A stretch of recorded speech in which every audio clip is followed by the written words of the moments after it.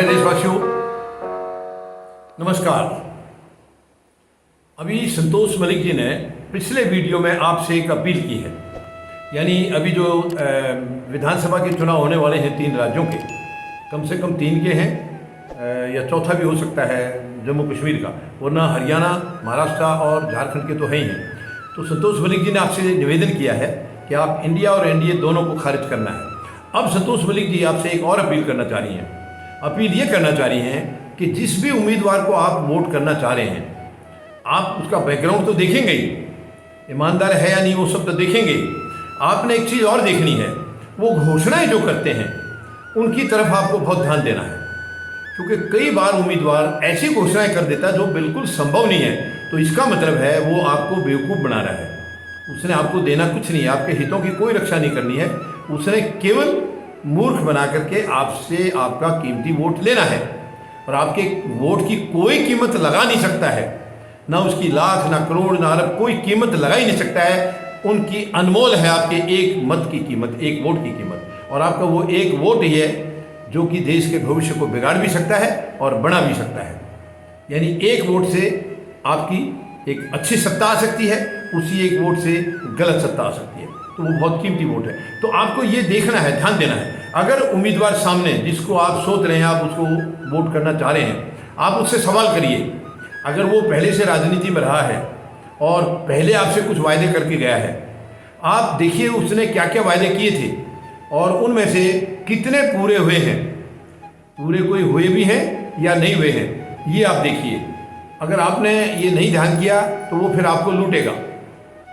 उसके अगर पहले वो 10 वायदे किए हैं, उसमें से 5-6 भी अगर उसने पूरे कर दिए हैं, तो इसका मतलब है उसकी नीयत है काम करने की।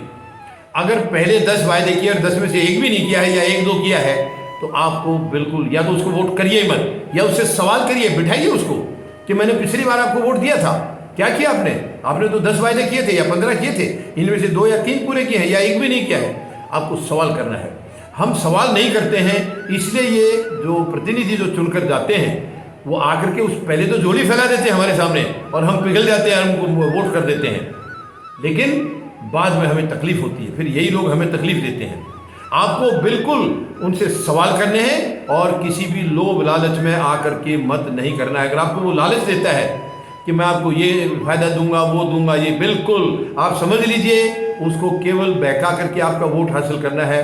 आपके किसी चीज़ से कोई लेना देना उसका नहीं है। ये आपको ध्यान में रखना है। आपको कई लोग देखिए, आपको देखा होगा, ये कोई नई बात मैं नहीं बता रहा हूँ। कोई पैसे दे करके वोट मांगते हैं, कोई और चीज़ दे करके वोट मांगते हैं, कोई और लालच दे करके। आपने लालच में बिल्कुल नहीं आना है, बिल्कुल लालच में नहीं आना है। आपको ये सोच के चलना है कि मैं प्रदेश और देश को 2 मिनट के लिए भूल जाऊँ, मैं अपने परिवार की सुरक्षा के लिए वोट कर रही हूँ। आपको केवल ये देखना है, क्योंकि आपने अगर अपनी परिवार की सुरक्षा को ध्यान में रख के वोट किया तो परिवार का बुरा आप कभी नहीं चाहेंगे। और आपने अपने परिवार की सुरक्षा के लिए अच्छे आदमी को वोट कर दिया, ऐसे ही सभी लोग करेंगे तो हमारा समाज ठीक होगा। हमने अच्छे समाज के लिए वोट किया है और अच्छे देश के लिए वोट किया है। तो आप अपने समाज को, देश को, इनको छोड़ करके आप पहले परिवार सोच लीजिए। जब आपका परिवार सही रहेगा, परिवार सुखी है, तो देश सुखी है, आपका समाज सुखी है। तो ये आपको ध्यान में रखना, जरा से भी लालच में आपको नहीं आना है। वो कुछ देर के लिए आपको लालच देगा, आपको कुछ पैसे देगा, नगद कुछ देगा, जिसमें आपके शायद 1-2 महीना कुछ अच्छा गुजारा हो जाएगा, अच्छे कुछ 2-4 काम निकल जाएंगे। लेकिन उसके बाद बाकी 4.5 साल बचे हुए आपको खून के आंसू निकालेगा वो। और आप उससे काम कराने जाएंगे तो वो ये, आप अगर कहेंगे कि मैंने आपको वोट किया है, आप मेरे काम कीजिए, वो सीधा आपको ये कहेगा आपने मुझे वोट नहीं दिया है, मैंने आपसे वोट खरीदा है, क्योंकि मैंने उसकी कीमत चुकाई है। फिर आप क्या कहेंगे? आप ना इधर के ना उधर के।